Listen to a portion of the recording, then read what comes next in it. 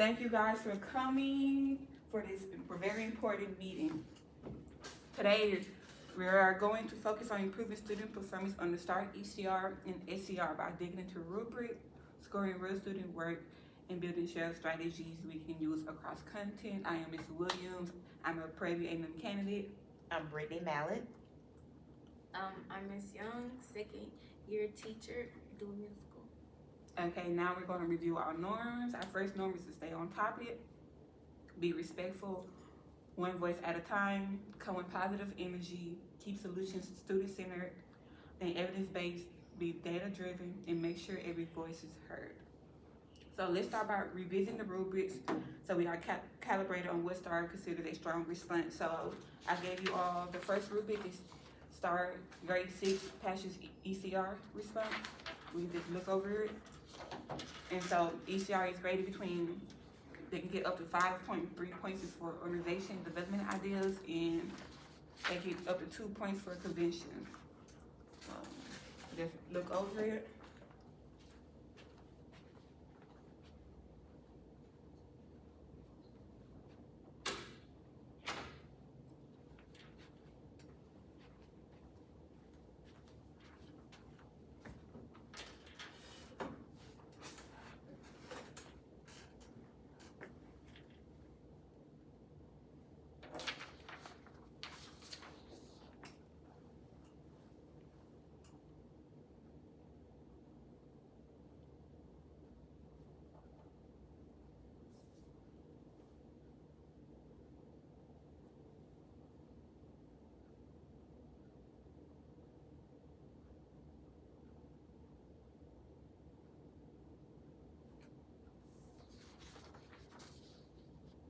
Okay, when we're looking at organization development ideas, what's the difference between getting a 1 and a 2 for a student?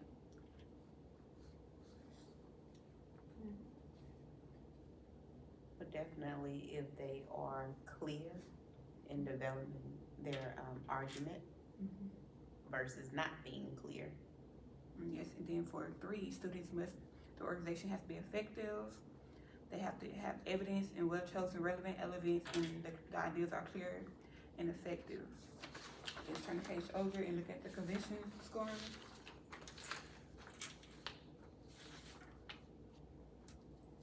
And so students get a 0, a student writing there say little to no comment on grade level appropriate convention. So sentence structure, punctuation, capitalization, grammar, and spelling. So a response has many errors, and these errors impact the clarity of the writing the reader understands. So for the writing, 1 point is inconsistent command. And so they have several errors, but the reader can still understand the writing. And you get all 2 points. They have few errors, but the errors do not impact the clarity of the writing.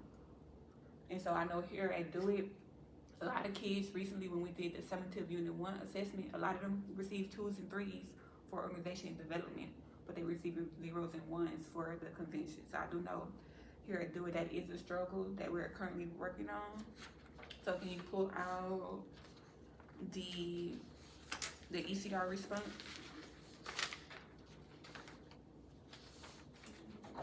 It's different. So I'm gonna give y'all time to read over the story real quick. And so then we're gonna start looking at the different scorings that STAR gave these students based on the prompt.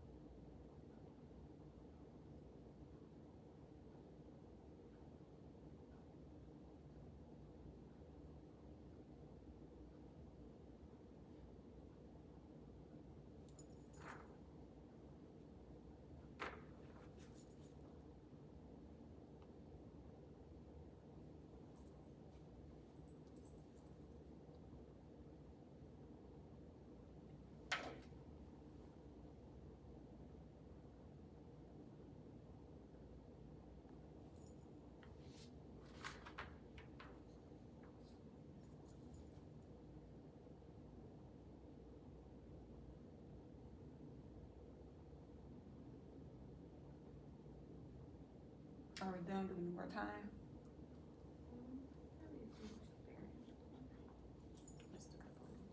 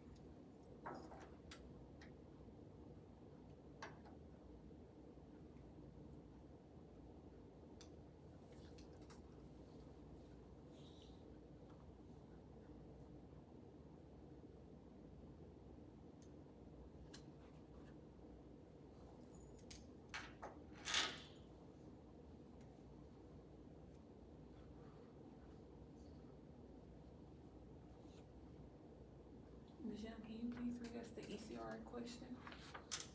The prompt. Yes. Okay, so read the selection, Bass Cave, Dark City. Based on the information in the selection, write a response to the following. The town council, a group of people who make decisions about town laws and policies, is considering closing off public access to a bat cave in your town to protect the bat population that lives inside. Write a letter addressed to the town council about whether public access to the cave should be closed off. Write a well-organized, argumentative letter that uses specific evidence from the selection to support your response. Okay, so what we're doing, we're actually looking at actual student star release ECRs, and then we're gonna grade it according to the star rubric. So we can start with page 12.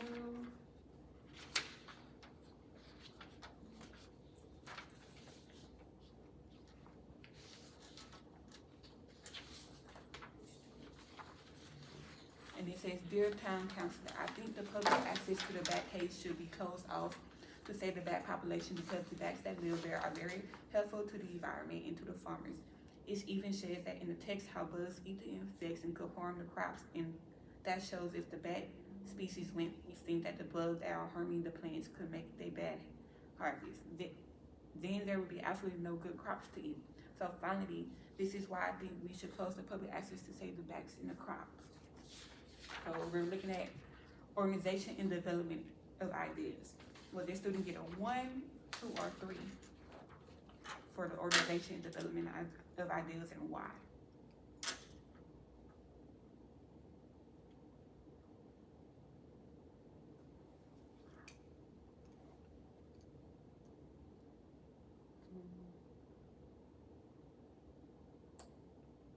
It seems a little choppy, Mm-hmm.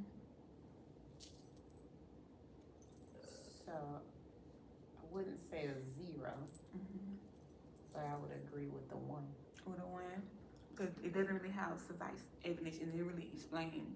So when it says so finally, this is why I think we should close the public access to save the bats and the crops. So he did not even explain his text evidence. He just put the text evidence and put this is why. So I do agree with that. It is a 1, Ms. Young. Let's see, I'm gonna go with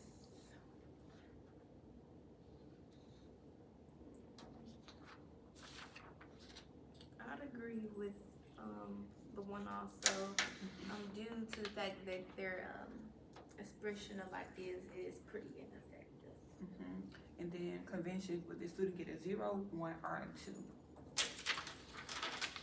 So again, 0 is the response has many errors, and if the errors are impacting the clarity. A 1, the response has several errors, but the reader can understand the writer's thoughts. Or 2, the reader has few errors, but those errors do not impact the clarity of the writing. Based on the results, I would agree with a 0. 0. There are a lot of spelling errors, grammar, a little to no punctuation. So I'd agree also. Okay, so do we understand how this student received a 1 out of 5? Yeah. Okay, so we'll turn the page over.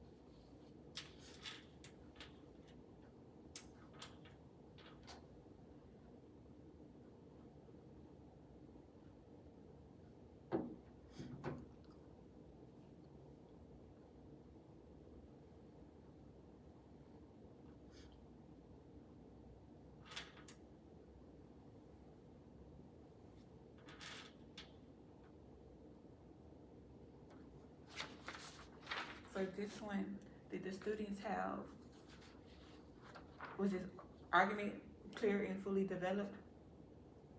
And his organization is effective? Do we think the student should receive a 3? No. No. Not fully developed, as you stated, no. Is it limited, partially developed? I say partially. Or is it, the argument is evident but not developed at all in the organization's minimum? I'm going with minimum. Minimum. Can you explain why, Ms. Mallard? Because he's discussing, he's on topic, however, it's not clearly developed. Punctuation, for one, helps it not to be so, but the thought process is just listing off things. It's not organized. And I think this would stop it from being a 2 in organization development is the student did not have any text evidence in this Right. one. So the student could have possibly received a 2 if they would have had text evidence for organization development. When we're looking at conventions, do we believe the student should receive a 0, 1, or 2? Is it little to no command, inconsistent command, or consistent command of grade level appropriate conventions?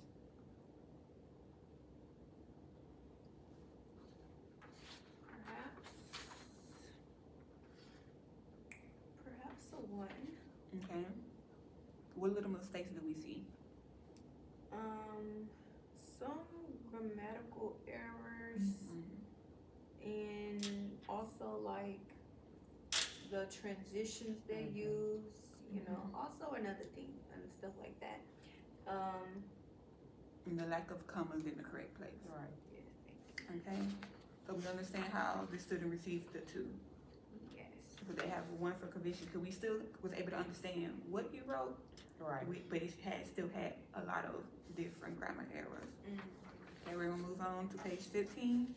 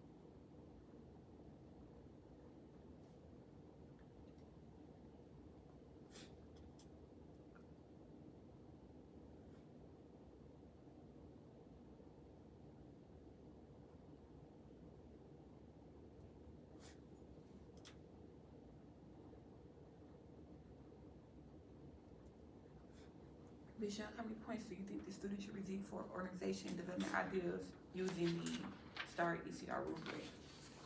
I will give the students a 2. A 2? Do you agree, Ms. Malik? For organization development of ideas? Yeah, Why wouldn't it be a 3? What could the student have added that could took it to the next level of being a 3? because it's more partially developed.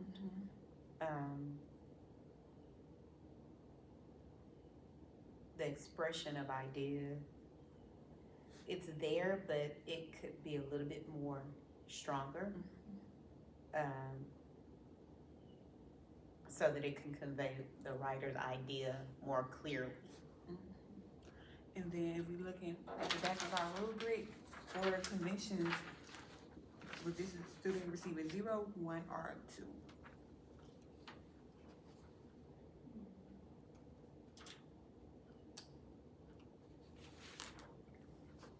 Because from what I noticed, yes, the students have the different paragraphs separated, but most of the paragraphs, the only punctuation mark is with what is at the end, other than the 4th paragraph. He does have roughly 2 to 3 sentences in it, but other than that, it's just more, he write a paragraph and he just put a punctuation mark there. I would agree that it should be a 1. Because of the lack of punctuation, the sentence construction is off. And it does play a important role. Actually, STAR gave the student a 0 for the convention because of, like, my explained is that the case should be open. Or the student is continuing, the cage should also be closed because it's the weather public access that goes inside the cave bats could be sleeping and not want to hunt. And you're using the wrong ends, or so STAR did give this person a 0. I probably wouldn't argue with that, because again, 1 would probably be more on the giving side, but I wouldn't argue with the 0 because definitely the punctuation and grammar played a important role, whereas, like you stated, the setup, trying to use the various paragraphs was there. That idea is there, but you probably didn't necessarily need all of the paragraphs, and you could have structured it a little better. Okay. Yeah, I agree. It gets a little repetitive towards the end. So she did structure it good, but I do agree that the errors, it kind of takes away from the clarity of it. Okay. So Let's turn our page over. We have 2 more of the ECRs to go over. Page 7. right on the back. Yeah, on back.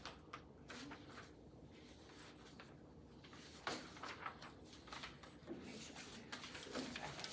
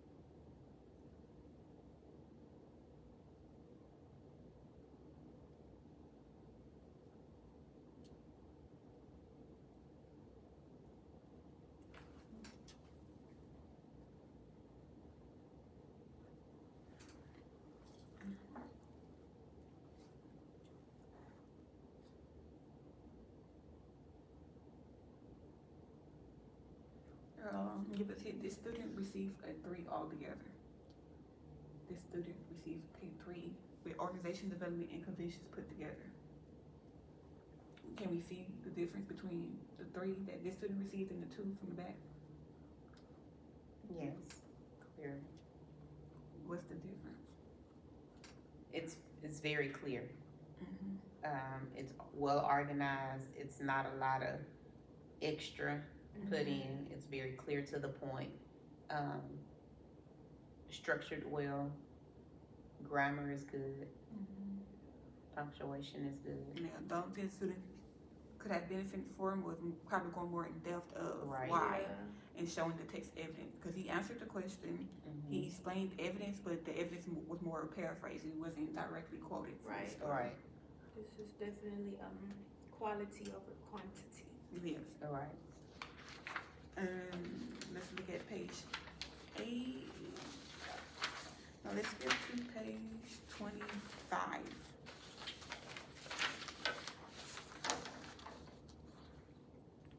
No, 24, my bad.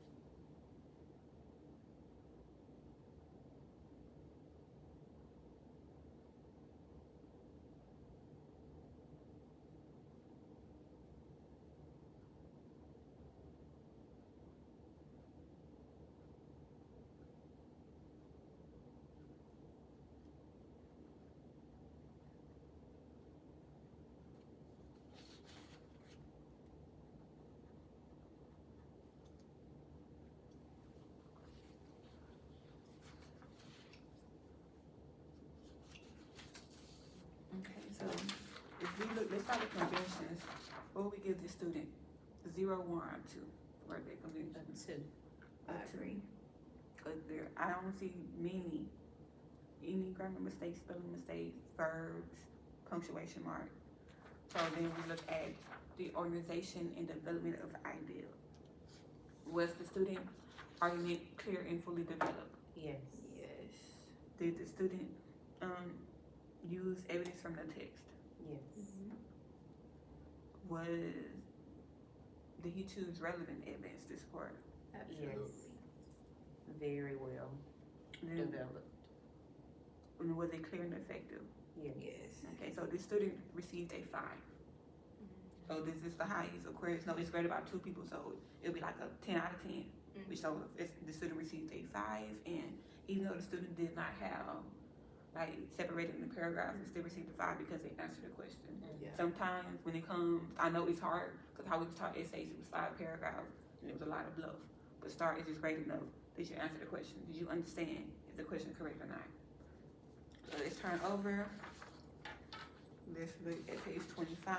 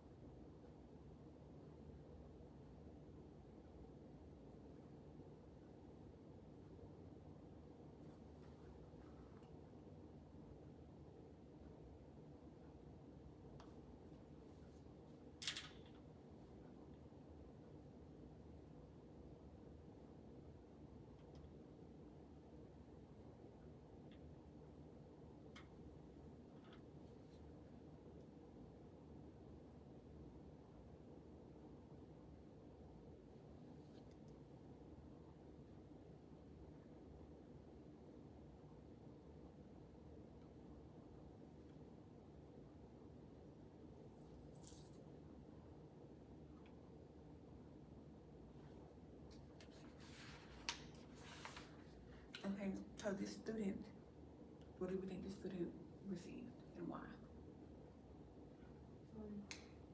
Five. A 5, why? I think they did well at organizing their thoughts, stating their claim, and then using evidence to support it. I think it just really showed, the depth of how much they understood, Yes, Malik. I agree. And what's the big difference that we noticed from the one on the back, so page 24 and 25, they both received 5. What's the difference? The difference, I would say, well, both of them were very well developed. One was straight to the point, and the other was to the point. However, they went a little bit more in depth with breaking down the evidence from the story. Okay, so do we kind of understand how STAR is graded? Then we're using the rubric, and can we bring this back to our classroom and implement it as in when we're doing ECRs in the classroom? Yes, definitely. So now we're gonna talk about, no, we're gonna look at the SCRs ones first.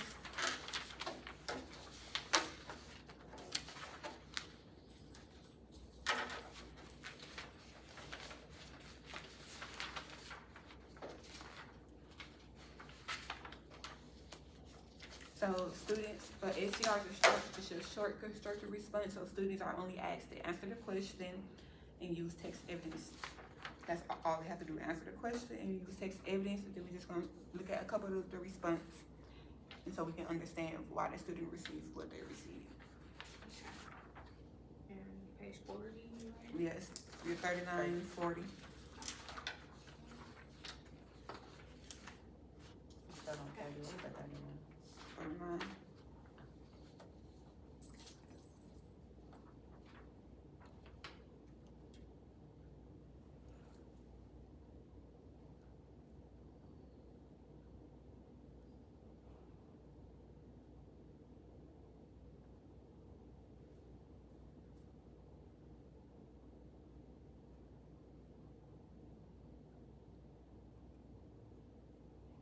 So what I'm noticing is some students are receiving 1s and they answered the question correctly, but they didn't have any text evidence. But then there's also students who have text evidence, but they did not answer the question correctly.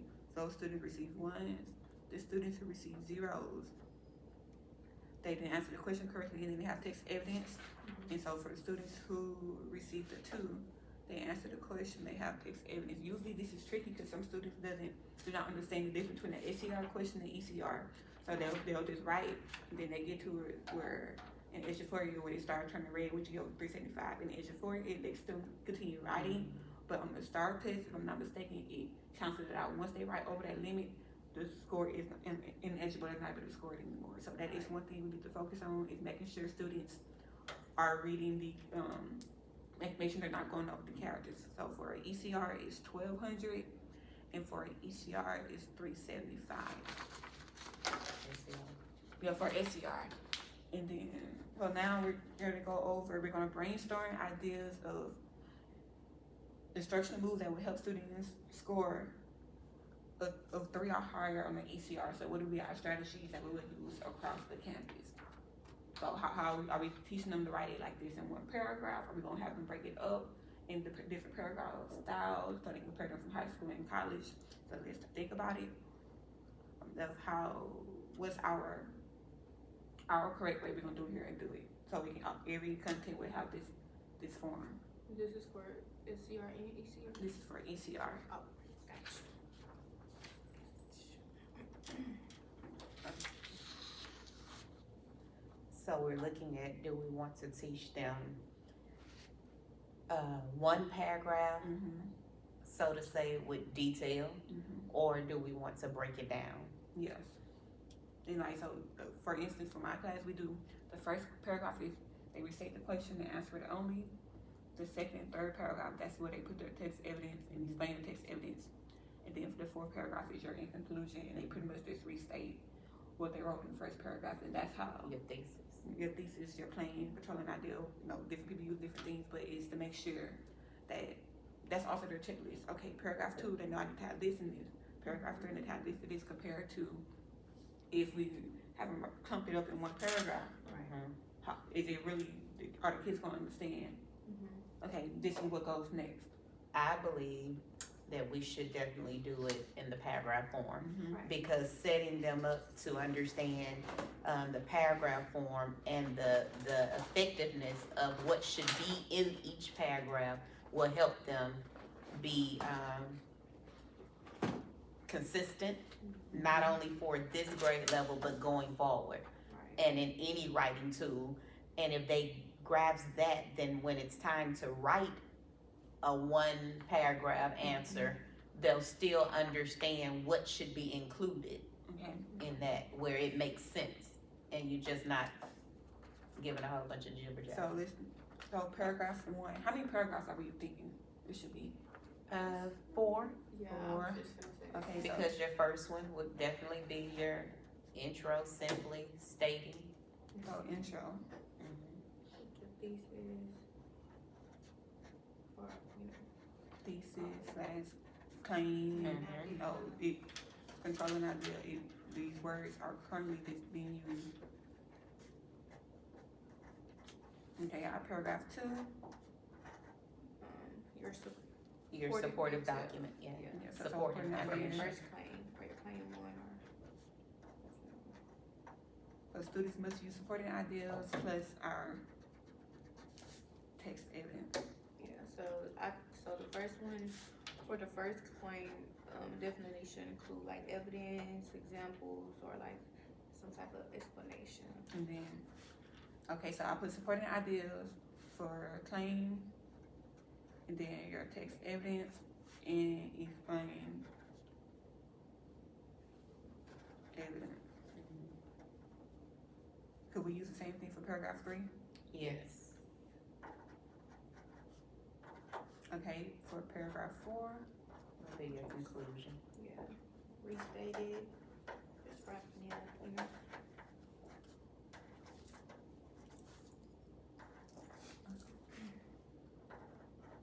so we are agreeing on paragraph 1 is our intro, our thesis, claim, patrolling ideal, whatever is used at that moment.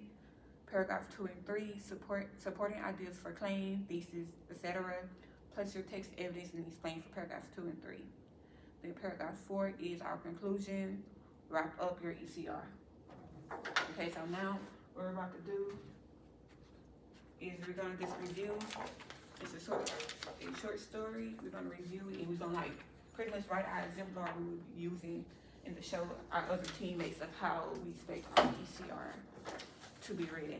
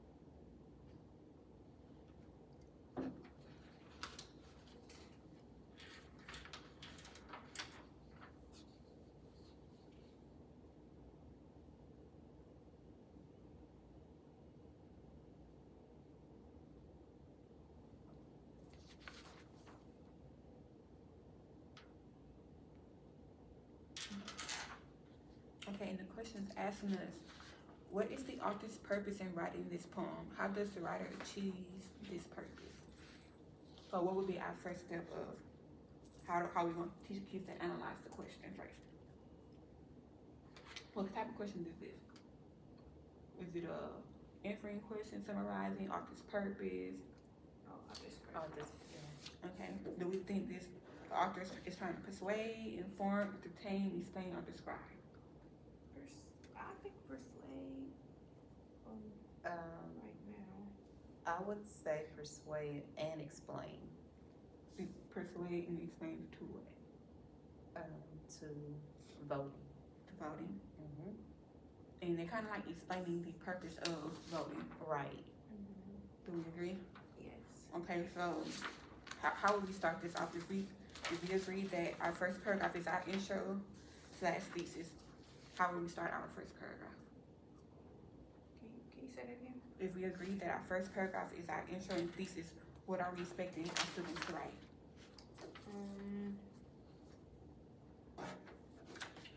State their claim. So, what do they think the author's purpose is? Mm-hmm. And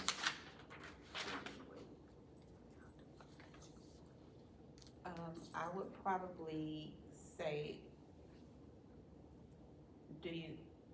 it's because they're using the flag Mm-hmm. to describe the importance of voting. Mm-hmm. So I would look for them to start the introduction stating something of that nature. Of how the author's using the flag. Uh-huh. So could it be pretty much restate the question? The author is writing this poem because. Yes. So just restate the question. so it's two questions in one. Mm. They achieve it. Some information on the responses, the author's purpose in writing the poem.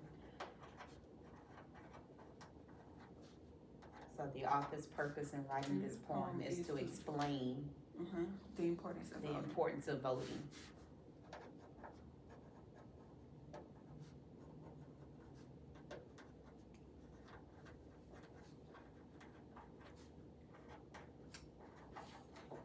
And then the next question is how does the writer achieve his purpose? So the writer achieved this purpose by. So the first paragraph, they should pretty much just restate the questions and answer it.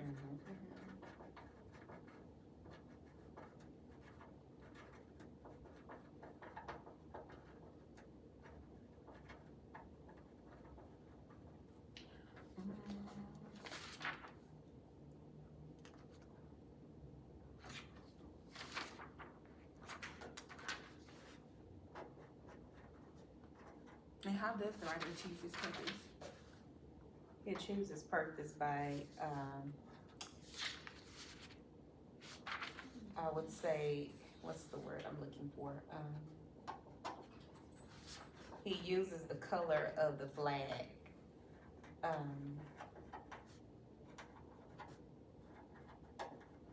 to express his thoughts, to give reasoning.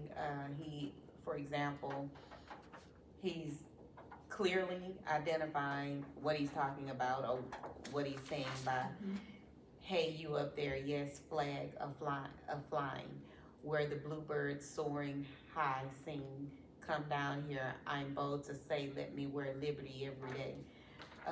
Then he's explaining that it's more so in his detail that it's, I guess, in this portrait way. He's giving more detail when you go to maybe like the third stanza. For color, your colors flag I'd wear as pants. 4 miles out crawl, just for the chance. I'd walk, I'd run, I'd even dance to live a life among these plants. So which means that we gotta work hard and vote for the things you want. Right. Right. So he's using different things, describing the flag for the color, which matches what the title is. So that's where you're getting the color, and through the description of the flag, he's telling them in these words, it's not easy. Mhm. You're gonna have to walk, you're gonna have to run, even dance to live a life among these plants. Okay, so we have our first paragraph complete, we have our intro, and we have our thesis and our claims. So our second paragraph says support ideas and our text evidence. So do we want the students to start off with a topic sentence, or they're going straight into text evidence? And we're just gonna keep it as a 2 or 3 paragraph sentence. I mean, 2 or 3 sentences in a paragraph. I'll say, I would say topic. yeah, and then follow it with the text evidence. Yeah, That's so what you say. So I you think- can make yeah. sure you're staying focused. So- You know what you're So talking the about. first question was how the author's purpose is writing this poem, so that should be our second paragraph. The author's purpose of writing this poem is to explain the importance of voting. Mhm, Then we look at line 30 through 31. mhm.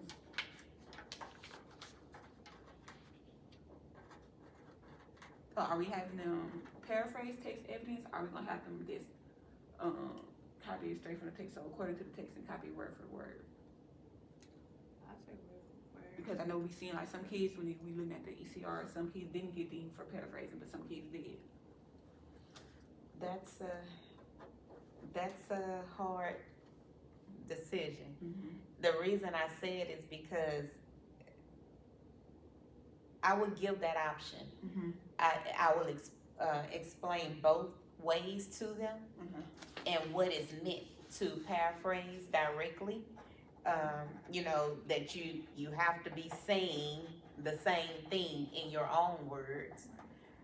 Or if you're gonna choose and write verbatim, that you know how to quote it. Mm-hmm. Okay. Okay. So we know we start the sentence off by the author's purpose, and then that's our topic sentence, and then we do our evidence. And then after our evidence, we have to explain our evidence. Are we gonna do after explaining the text, this states, this shows, so the kids already know, okay, my last sentence paragraph, I need to have these words. Yes, So this shows, this proves, this explains. yes. Which one? We can say proves. This proves. Then they need to explain what the evidence. What is proving.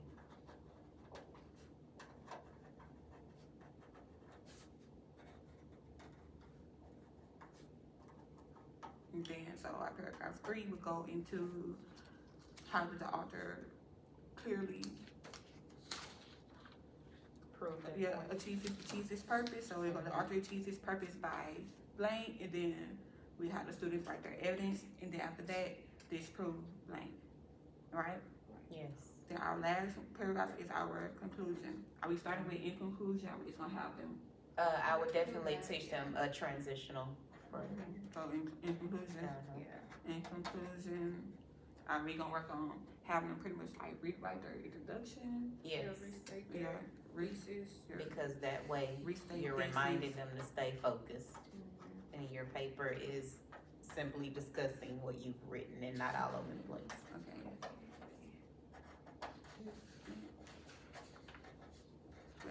So I put students will start with in conclusion, then they restate the thesis in a different way. And so Yes. the first paragraph, they should have roughly 2 sentences, paragraphs 2 and 3, and then paragraph 4, roughly 2 to 3 sentences, so it minimizes the fluff of just adding unnecessary things. Do we all agree that this is something we can use across campus? Yes. Okay, so now we're going back to SCRs, where pretty much all they need to do is answer the question, text evidence. Do we want the students to restate the question first, then answer it, then you text evidence, that's it, or just have the student straight answer the question, text evidence? I believe we should, So, I guess with the I personally think restate, but with the characters Okay, being it's, so it's limited. 375 characters. I still would go with restate Okay. because it shouldn't be long. Mm-hmm. If you're restating your question and you're just simply answering the question, so you're not, So um, RAC for race. mhm.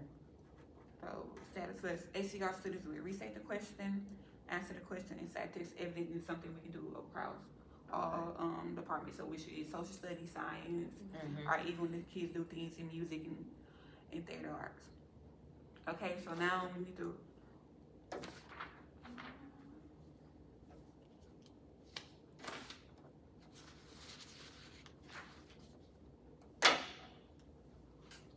So what routines can we build in to make the rubric-based writing practice regular? Are we gonna have, should it be like our requirement of how often should teachers use Writable to write an ACR and ECR for the classes, other than ELA, because ELA use it pretty much every day.